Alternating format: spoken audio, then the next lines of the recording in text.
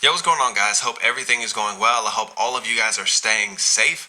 But speaking of safe, and during these times, man, I got the chance to listen to some of my old music. I'm talking about like my very first like single, album, EP, mixtape, whatever. And it was kind of cool. Like there was definitely some nostalgia there. But if I'm being honest with y'all, it also made me realize there were tons of things that I believed that weren't true at all in regards to my music and my career as a whole. So today I want to break that down. I want to talk to you guys about the top 5 myths that many musicians and producers, etc., just people in music period, believe but aren't true at all. And today we're going to talk about it. But before we do that, I got to give a shout out to the sponsors. If you want to learn more about them, be sure to check out the links in the description of this video. And as always, man, y'all already know the deal, man. Go ahead and hit that subscribe button and let's work. Salutes to that.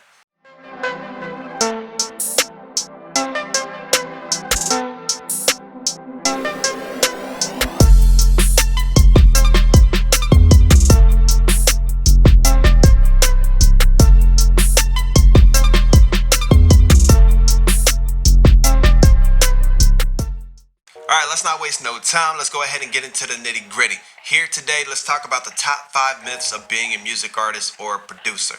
Hope you ready. Okay, so the first myth that probably comes to my mind is the fact that many musicians and many music artists believe that the gear matters the most.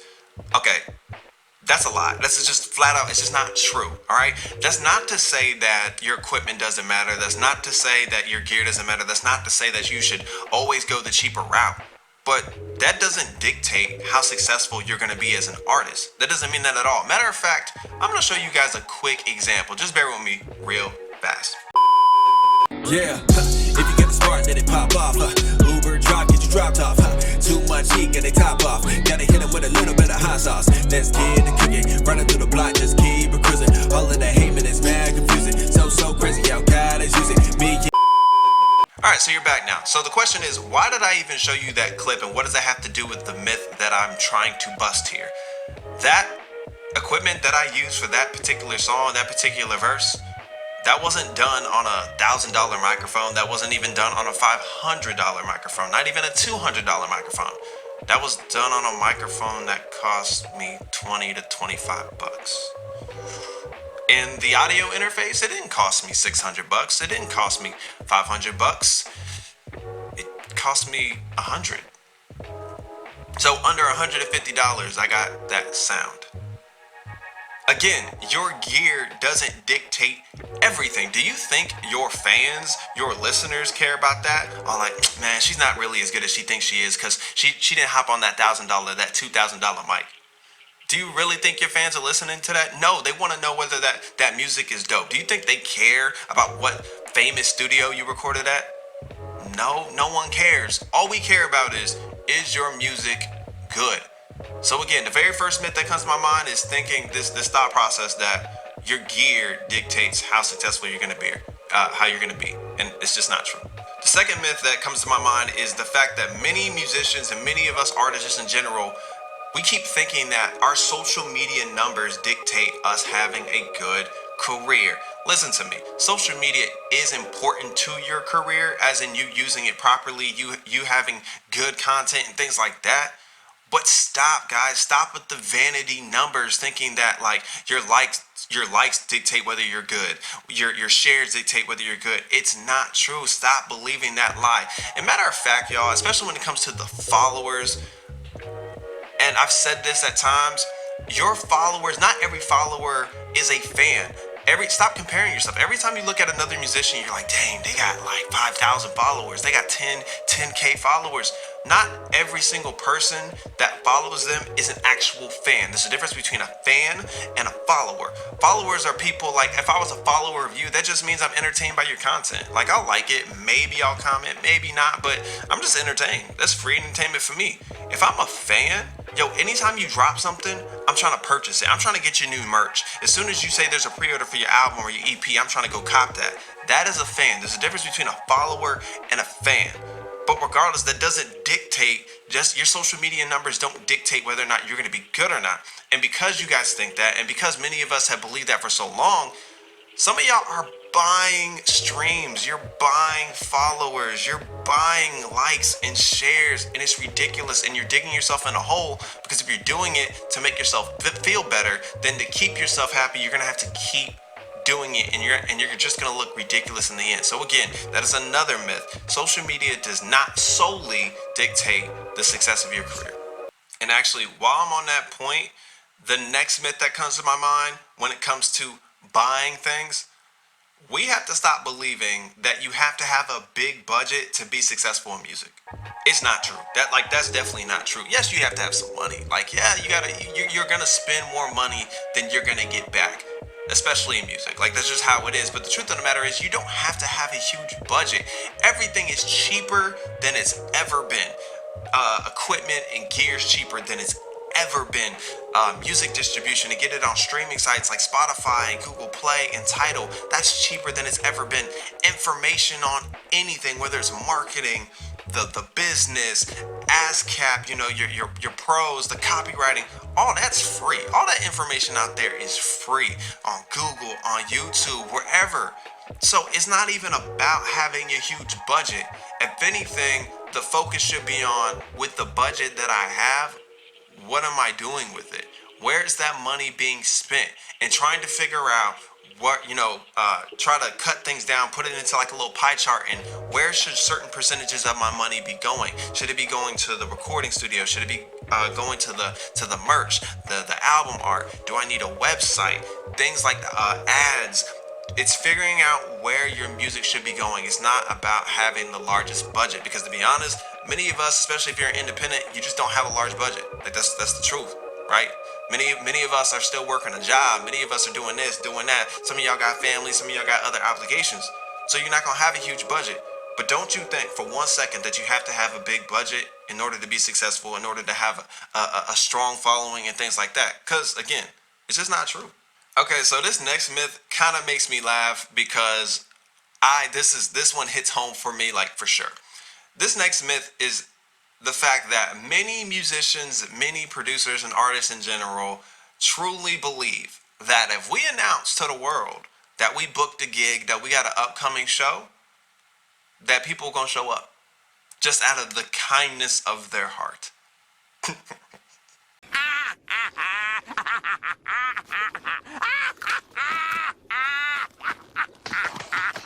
Listen, I'm not even trying to be rude about that. I'm not, because some of you guys do have some good supporters, some people that come out every now and again. But the more that you perform, the more that you realize how hard and how difficult it is to get people to come out. But this is why. There are so many distractions, guys. There's so many distractions for people. With the internet, you got YouTube, which can send you down a rabbit hole for hours on end. You got streaming services, you got Hulu, you got Netflix, you got Disney Plus, which that joint is fire, I won't lie to you. But there's so many distractions, right? Video games, streamers, there's music, there's so many things to get distracted by. So my question to you is, you announce that you have a show coming up. Why should I, take a shower, get all ready, look nice, right?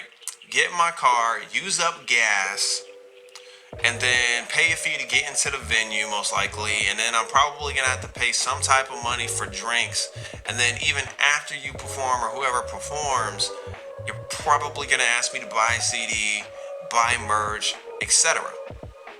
Now, granted, if it's someone that I really, really enjoy, I'm gonna do all those things. I am. But I'm not everybody, and not everyone's gonna do it. So my question to you is, what makes your show different than everyone else's? Especially in this era where people just go live. I can stay home and watch your show. It's true. So again, guys, that is definitely a myth for sure. That one is a wake-up call. The thought process that if I just tell people, man, they're gonna come, right? I don't know. I never thought I'd get this far. Okay, and the next myth, this one is, I'm gonna call it how it is. It's the bubble buster. It's the bubble popper. And what myth am I talking about? It's simply this: that you being talented, that you having good music is good enough.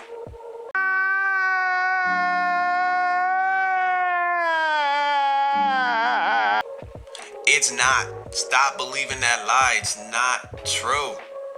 It's actually, to be honest, it's never been true. Let me say this. Look, it's not the 80s anymore. It's not the 80s. It's not the 90s. It's not even the early 2000s where you just being an artist and only being an artist, only being a producer is good enough. Like, we're past that. We're way past that. If you're someone that just wants to rap, just wants to sing, just wants to play their instrument and think like, oh, well, yeah, someone's going to find me. Nobody's looking for you.